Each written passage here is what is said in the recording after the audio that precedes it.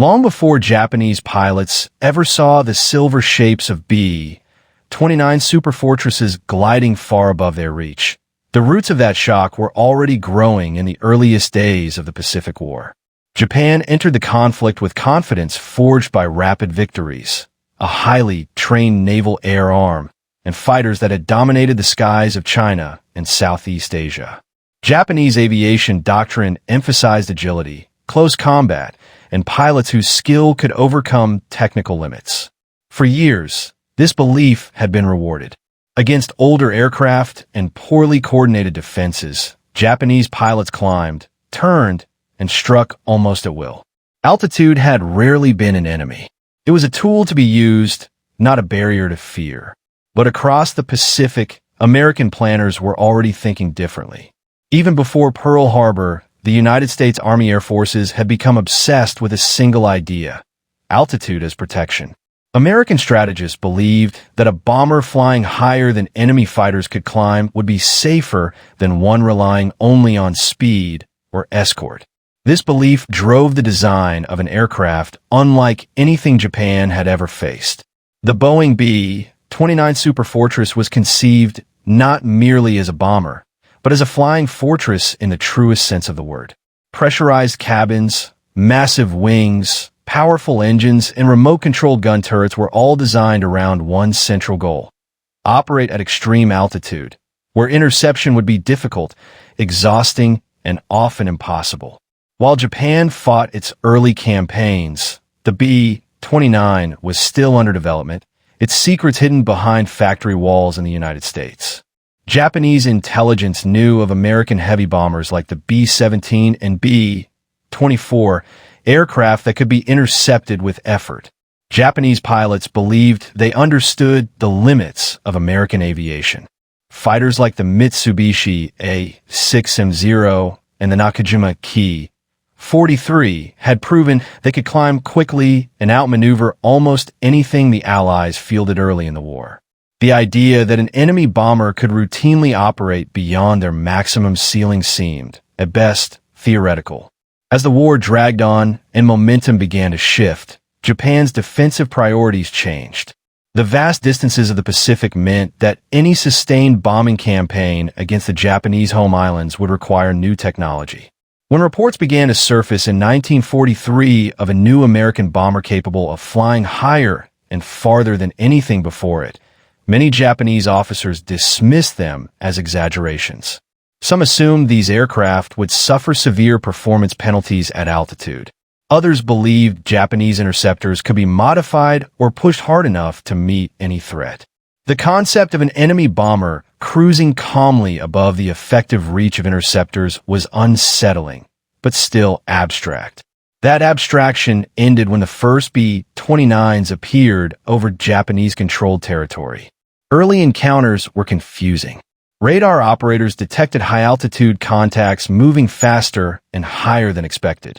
Fighter controllers struggled to vector interceptors into position. Pilots climbing hard toward the reported altitude found themselves straining engines, oxygen systems, and their own bodies. The thin air at extreme altitude reduced engine power, slowed climb rates, and turned every maneuver into a physical ordeal. Japanese fighters were not designed for sustained operations at such heights. Their performance fell sharply as they climbed, and pilots discovered that even reaching the B-29's cruising altitude required pushing their aircraft beyond safe limits. When visual contact was finally made, the shock became real. B-29s flew in loose formations, sunlight glinting off their polished aluminum skins, appearing almost serene against the deep blue sky. They were not diving, not weaving, not fleeing. They were simply there, above. Japanese pilots realized, often in the moment of desperate climb, that they were fighting gravity as much as the enemy. By the time some managed to reach firing position, their aircraft were sluggish, their controls heavy, and their engines overheating. Attacks had to be rushed, poorly aimed, and often made from below, the worst possible angle against a heavily armed bomber. The psychological impact was immediate. Japanese pilots had been trained to dominate the vertical dimension of combat. Now, for the first time, altitude belonged to the enemy. Even when interception succeeded, the cost was high. Engines failed. Pilots blacked out from oxygen deprivation. Fighters limped home with damaged superchargers and cracked cylinders. Many never returned at all. The B-29 had turned the sky itself into a weapon, one that punished offenders simply for trying to reach it. As news spread through Japanese air units, confidence eroded. Veterans who had once spoken proudly of their aircraft's capabilities began to warn younger pilots about the dangers of high-altitude interception. Maintenance crews struggled to adapt engines never meant to operate at such extremes. Commanders demanded results that physics could not easily deliver. Each mission reinforced the same grim lesson. The B-29 was operating in a realm where Japanese aviation doctrine had little answer. This realization marked a turning point. The war in the air over Japan was no longer a contest of maneuver and bravery alone. It had become a battle of engineering, altitude, and endurance. Japanese pilots were no longer asking how to defeat the enemy in combat, but how to reach him at all. And with every contrail fading high above them, the truth became harder to ignore. The Americans had found a way to fly beyond Japan's maximum ceiling, and in doing so, had changed the nature of the war forever. By the time Japanese commanders fully accepted that the B-29 was not simply another heavy bomber, but an entirely new kind of threat, the strategic situation had already narrowed their options. The Superfortress was not just flying higher. It was doing so consistently, predictably, and in numbers that suggested the United States could sustain losses that Japan could not. 4 Japanese pilots tasked with interception. Each new mission began with the same grim calculation: whether their aircraft, engines, and bodies could survive the climb long enough to even reach the enemy. Japanese fighters of the period had been designed around a philosophy that prioritized range, maneuverability, and lightweight. Armor was minimal. Self-sealing fuel tanks were limited or absent.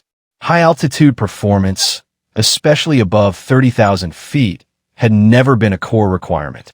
Early successes had reinforced the belief that agility and pilot skill mattered more than raw technical capability.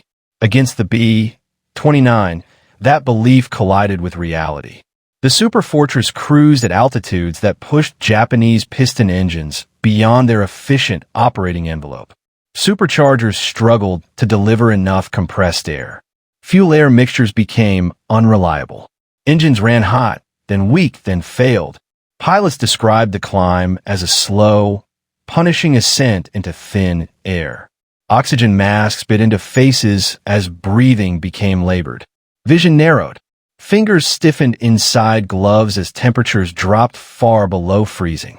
Every minute spent climbing drained precious fuel and energy. Unlike escort fighters, which could disengage once exhausted, interceptors had no such luxury. If the B-29s were missed on the first pass, there was often no second chance. Gravity and physics allowed little room for error. Even when Japanese fighters managed to reach altitude, the engagement itself revealed another shock. The B-29 was heavily armed, with remote-controlled gun turrets covering multiple angles. Japanese pilots, accustomed to attacking less protected bombers, found themselves flying into concentrated defensive fire. Tracers arced upward, not wildly, but with disciplined precision. Hits that would have crippled earlier bombers often failed to bring down the Superfortress. Its structure absorbed punishment, and its multiple engines provided redundancy. Pilots who lingered too long paid for it, with shattered canopies, damaged wings, or sudden explosions. Comme des soft solutions. Aircraft were modified with lighter armament to improve climb rate. Some fighters were stripped of equipment to shave off precious kilograms. Others were fitted with upward-firing cannons, intended to allow attacks from below, where the bomber's defenses were weaker. Desperation drove experimentation. Special high-altitude interceptors were proposed, but development lagged behind operational need. By the time prototypes appeared, fuel shortages, pilot attrition, and bombing damage to factories limited their impact. Training also became an issue. Intercepting B-29s required precise timing, coordinated climbs, and disciplined attacks, skills that took time to develop. Yet Japan no longer had the luxury of time. Experienced pilots were dwindling. New pilots received abbreviated training, often lacking experience in instrument flying or high-altitude operations. Thrown into combat against an enemy that punished mistakes mercilessly, their survival rates plummeted. Each failed interception reinforced the sense that the defenders were chasing a ghost in the sky. The psychological toll was as damaging as the physical one. Japanese pilots had grown up in an aviation culture that emphasized honor, courage, and offensive spirit. To be unable to reach the enemy at all felt like a personal and collective humiliation. Reports from units described frustration bordering on despair. Pilots spoke of watching contrails drift across the sky, knowing that cities burned below while they could do little to stop it. The sense of helplessness was new and deeply corrosive. Weather compounded the problem. The B-29 campaign exploited high-altitude jet streams, particularly over Japan, which could dramatically increase ground speed. Bombers appeared and disappeared more quickly than expected. Interceptors that climbed too slowly found the enemy already gone. Those that climbed too aggressively risked engine failure before reaching altitude. Japanese radar and command and control systems struggled to adapt, often providing late or inaccurate warnings. By the time fighters were airborne, the battle was already lost. As bombing intensified, the Japanese home front felt the consequences. Industrial centers, transportation hubs, and urban neighborhoods became targets. Each successful raid reinforced the perception that the B-29 was untouchable. Civil defense measures strained under the pressure. Morale waned. For the pilots tasked with defense, every mission carried the weight of national survival, yet offered fewer and fewer chances for success. The sky, once a realm of opportunity, had become an unforgiving ceiling they could not break through. American crews, meanwhile, learned from each mission. They adjusted tactics, refined formations, and exploited altitude to minimize losses. The Superfortress proved adaptable, capable of shifting between high-altitude precision bombing and lower-altitude missions as conditions required. For Japanese pilots, this flexibility added another layer of unpredictability. Just as defenses adjusted to one pattern, the enemy changed it. The sense of being perpetually outmatched grew stronger. By late stages of the campaign, interception became an act of defiance as much as strategy. Pilots took off knowing the odds. Some resorted to extreme measures, including ramming attacks, born not only of ideology, but of the cold realization that conventional tactics were failing. These acts underscored how completely the B-29 had altered the balance of power in the air. It was not merely a bomber. It was a symbol of technological and industrial dominance that Japan could neither match nor neutralize. The realization that American bombers could operate above Japan's effective ceiling reshaped the war's final phase. It forced Japanese planners to confront uncomfortable truths about their limitations. Altitude, once a tactical choice, had become a strategic barrier. For the pilots who climbed until engines coughed and lungs burned, the lesson was learned in the harshest way possible. The sky had changed sides, and no amount of bravery could alter the laws that governed it. As the B-29 campaign continued, Japanese pilots gradually understood that what they were facing was not a temporary advantage or a gap that could be closed with minor adjustments. It was a fundamental shift in air warfare. The Superfortress represented an aircraft designed around an industrial base, scientific research, and logistical depth that Japan could no longer rival. Every climb toward those bombers reinforced that understanding. The enemy was not just above them in the sky, but ahead of them in resources, time, and technology. Attempts to counter the altitude advantage became increasingly strained. Engineers pushed existing airframes to their limits, attempting to coax better performance through engine tuning and supercharger adjustments. In practice, these changes often reduced reliability rather than improving effectiveness. Engines already worn by fuel shortages and inadequate maintenance failed at alarming rates when pushed to extreme altitude. Pilots reported vibrations, power loss, and sudden fires during climb, sometimes before even sighting the enemy. As the B-29 campaign continued, Japanese pilots gradually understood that what they were facing was not a temporary advantage or a gap that could be closed with minor adjustments. It was a fundamental shift in air warfare. The Superfortress represented an aircraft designed around an industrial base, scientific research, and logistical depth that Japan could no longer rival. Every climb toward those bombers reinforced that understanding. The enemy was not just above them in the sky, but ahead of them in resources, time, and technology.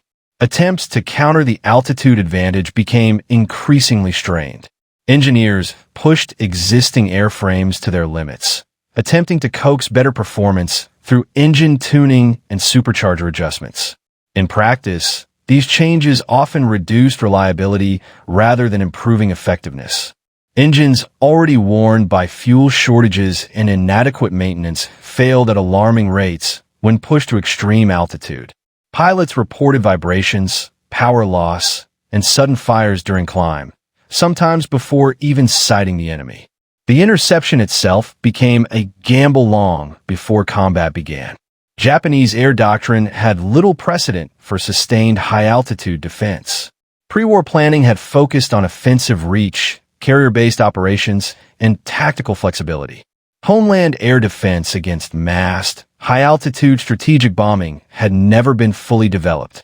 When the B-29s arrived, the gaps in radar coverage, fighter control, and coordinated interception became painfully clear. Ground controllers struggled to guide fighters to precise altitudes and intercept points. Delays of minutes meant thousands of feet lost, and thousands of feet meant failure. Pilots often described the moment of visual contact as surreal. The B-29s seemed to float, detached from the frantic effort required to reach them. Against the deep blue sky, their contrails stretched like chalk lines, marking paths that Japanese fighters could only chase. Even successful attacks fell hollow. Bringing down a single bomber required extraordinary effort, precise timing, and often sacrifice. Meanwhile, dozens more continued onward, payloads intact. The imbalance was unmistakable. The human cost mounted steadily. Experienced pilots were irreplaceable, yet they were the ones most often sent to attempt difficult interceptions. Their loss weakened units faster than replacements could compensate. New pilots, rushed through shortened training programs, lacked the skills and confidence needed for high-altitude combat. Many never survived their first encounter. The skies above Japan became a proving ground where inexperience was fatal and experience increasingly rare. Morale within air units eroded. Official reports emphasized bravery and sacrifice, but private diaries and later testimonies revealed exhaustion and despair. Pilots spoke of the sense that they were fighting an enemy that could not be reached on equal terms. Each mission ended with the same question. Why could the bombers operate freely while defenders struggled simply to exist at the same altitude? The answer, though rarely spoken aloud, was obvious. On the ground, the effects of the bombing campaign intensified the pressure. Factories, transportation networks, and residential areas suffered repeated attacks. The inability to stop the B-29s undermined confidence in military leadership. Civilians looked to the sky for protection that did not come. For the pilots tasked with defense, the knowledge that failure meant devastation below added a crushing emotional burden. They were not only fighting for air superiority, but for the survival of their homeland. American strategy exploited this imbalance deliberately. High-altitude operations minimized losses while maximizing psychological impact. The very sight of bombers beyond interception range communicated a message of inevitability. Japanese pilots, watching from below or straining to climb, became unwilling witnesses to that message. Each raid reinforced the perception that resistance, while courageous, was increasingly futile. As the war approached its final phase, the B-29's role expanded further. It was no longer just a bomber. It became a platform for delivering overwhelming force with precision and persistence. Japanese defenses adapted where they could, shifting tactics and focusing fire where possible, but the altitude advantage remained decisive. The maximum ceiling of Japanese fighters was no longer a theoretical number.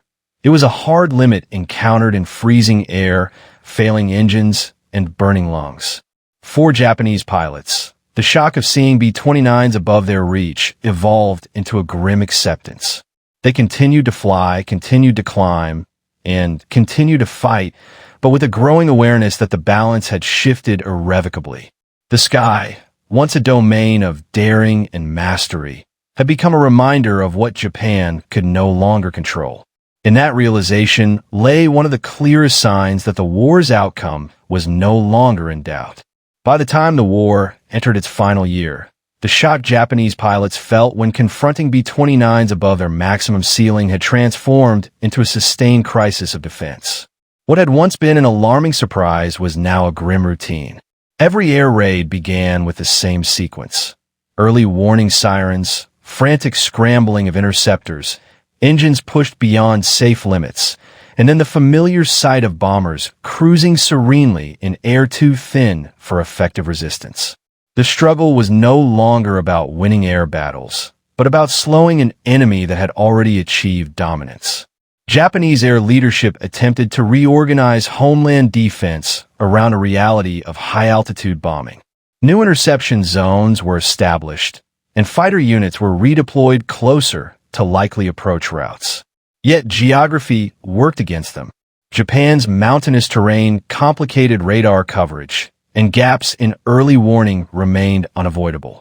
Even when detection was timely, the altitude differential meant defenders were always reacting rather than intercepting. The B-29s chose when and where to appear. Japanese pilots merely chased their shadows. Technical countermeasures were pursued with urgency. Specialized interceptors designed for high-altitude performance were rushed into service. Aircraft like the Ki-84 and later models of the Ki-61 offered improved climb rates and engine power, but they still struggled at the extreme heights where B-29s operated most effectively.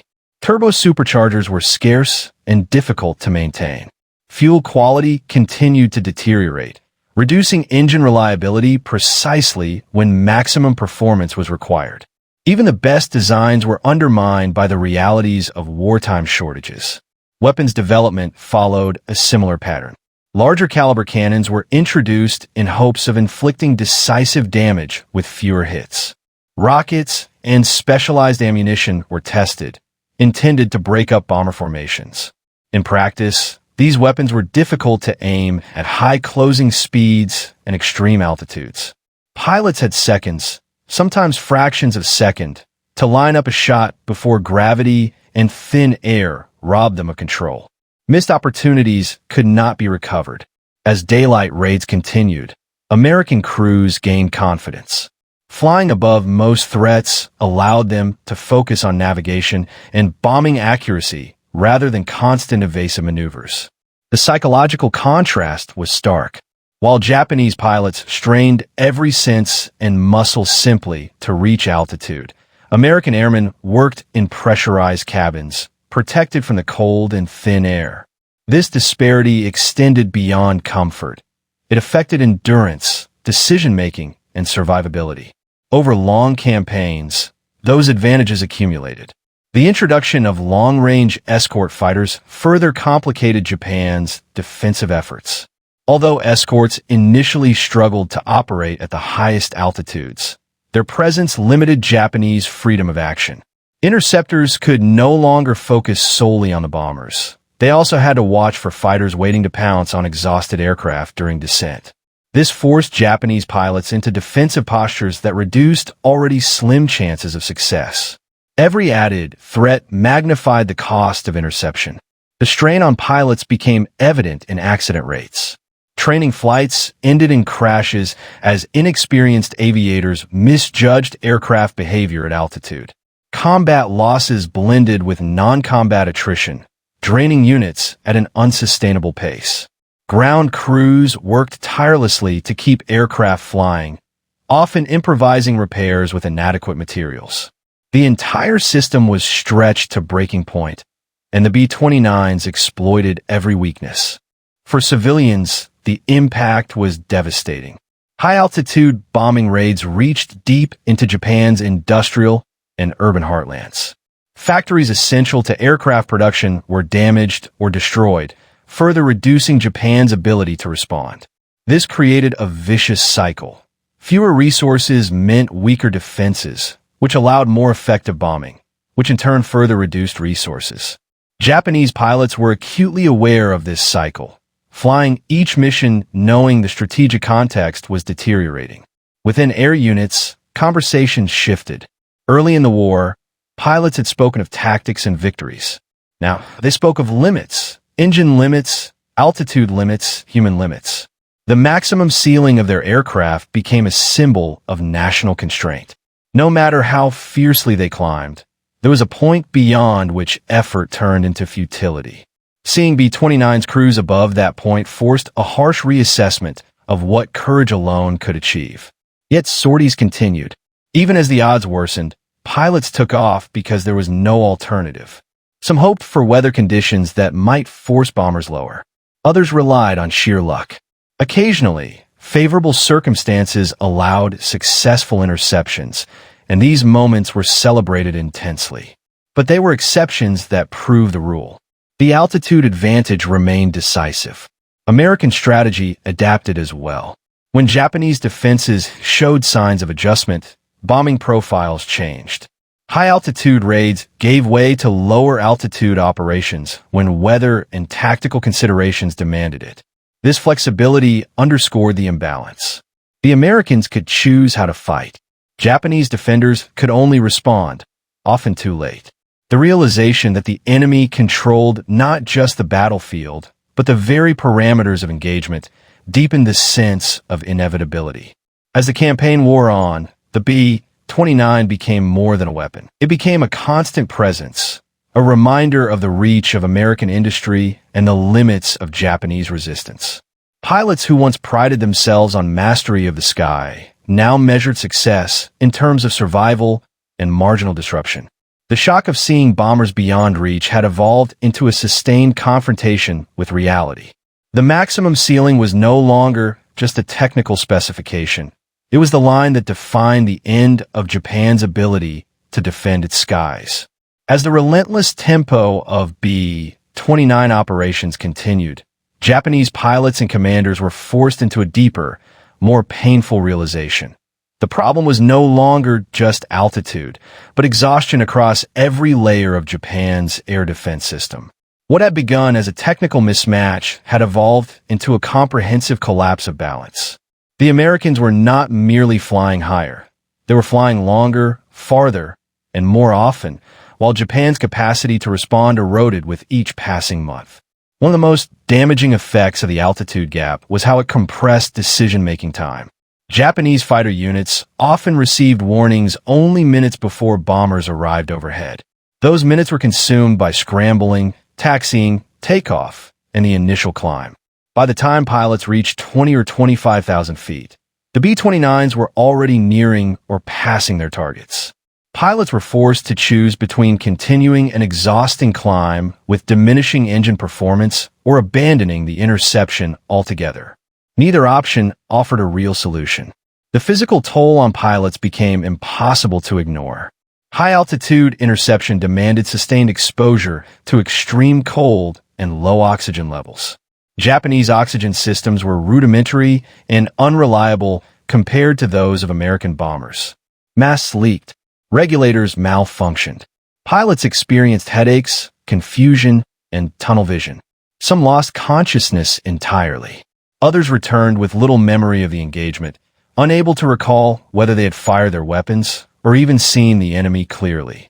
These were not failures of courage or discipline, but of human limits being pushed beyond what the body could endure.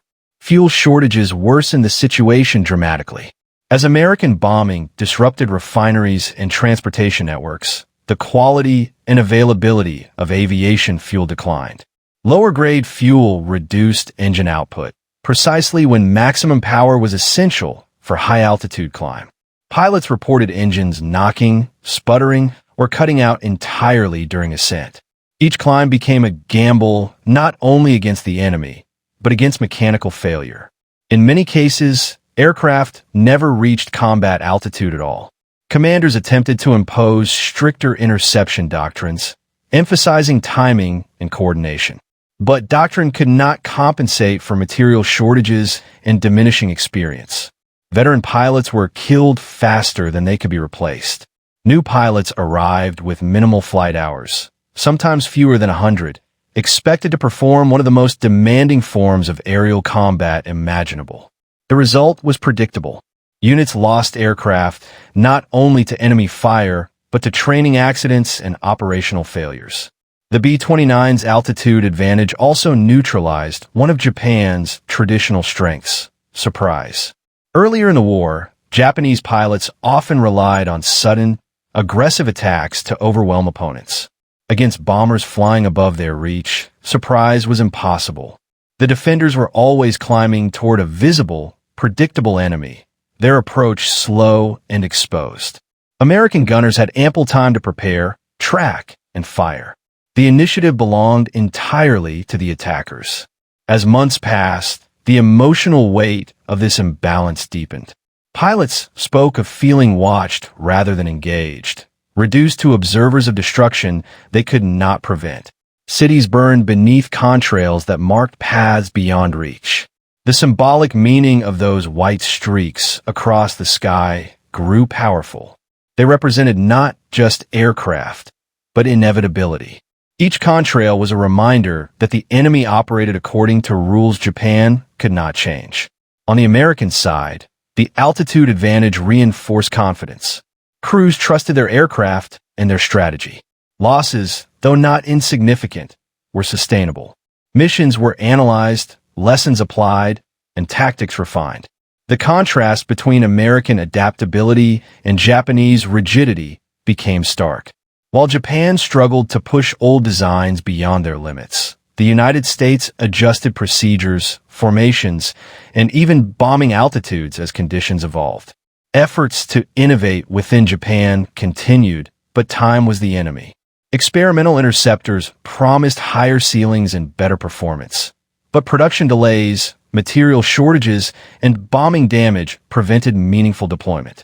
Even when new aircraft reached frontline units, there were often too few pilots trained to use them effectively.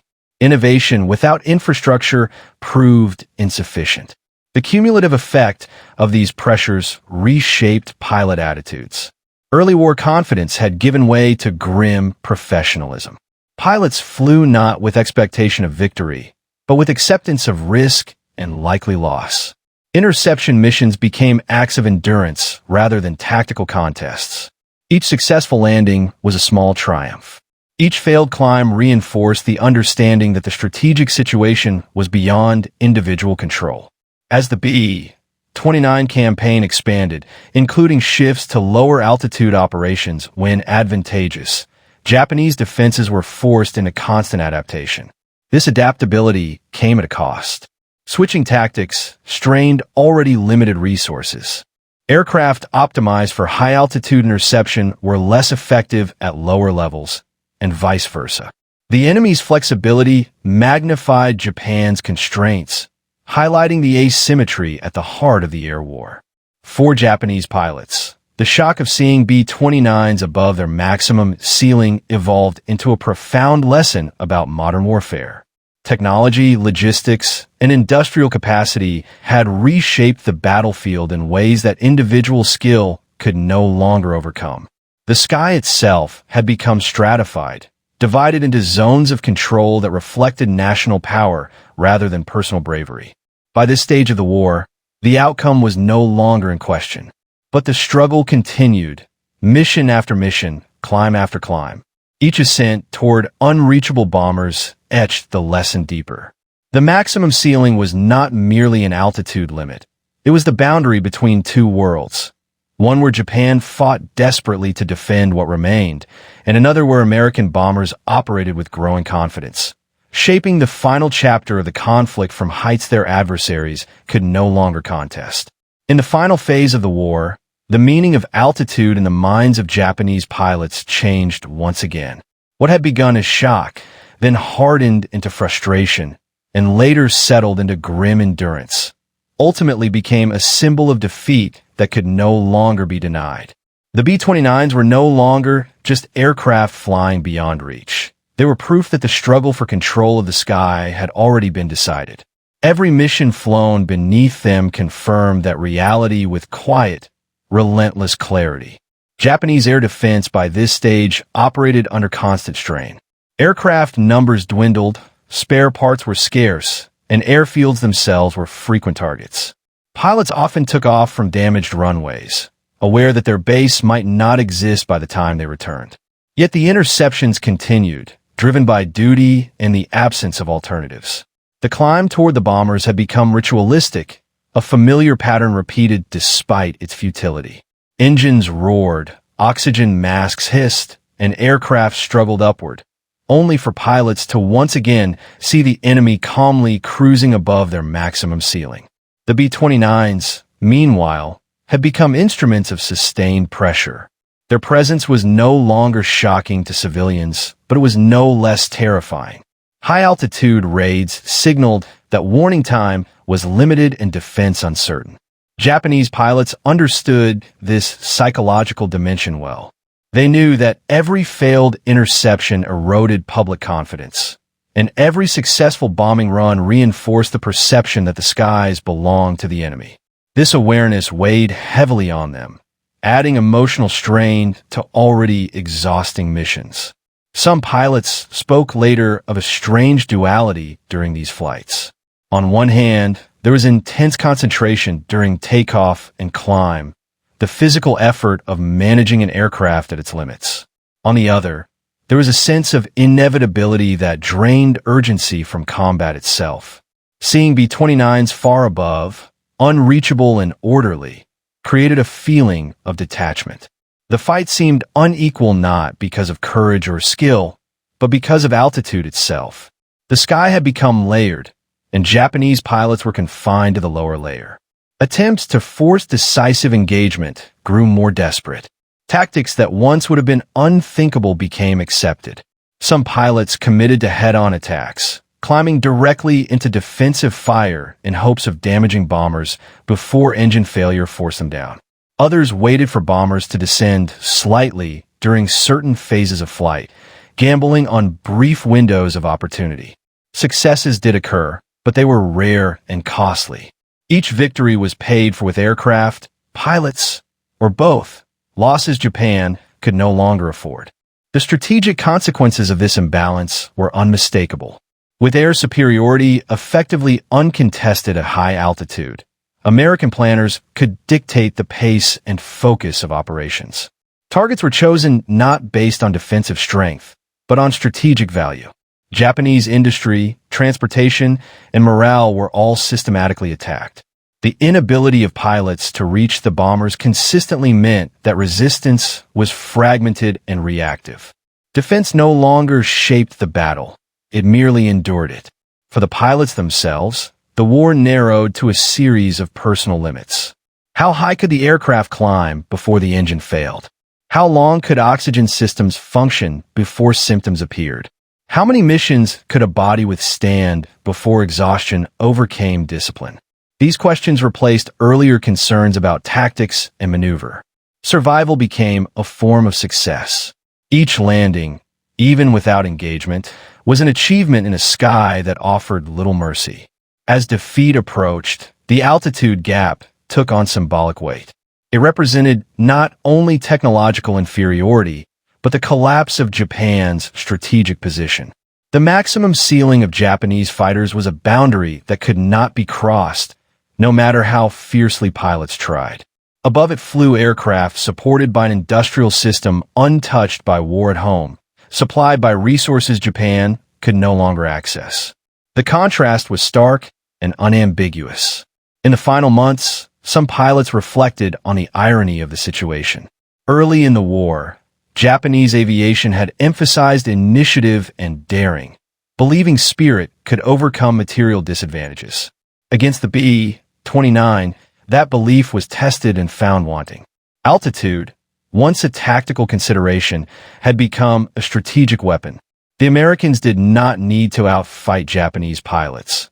They simply needed to outclimb them, and they had done so decisively. When the war finally ended, surviving pilots carried these memories with them. The image of bombers flying serenely above their reach remained vivid long after the engines fell silent. It was a lesson learned not in classrooms or manuals, but in freezing air and thinning oxygen, written into experience with unforgiving clarity. The shock they felt was not just at the aircraft themselves, but at what they represented, a future of warfare where technology and industry defined the limits of courage. The story of Japanese pilots confronting B-29s above their maximum ceiling is ultimately a story about transformation. It marks the moment when air combat crossed a threshold, where altitude ceased to be merely a dimension of maneuver and became a boundary of power. For those who climbed and failed to reach it, the lesson was undeniable. The sky had changed, and with it, the outcome of the war had been sealed far above their reach.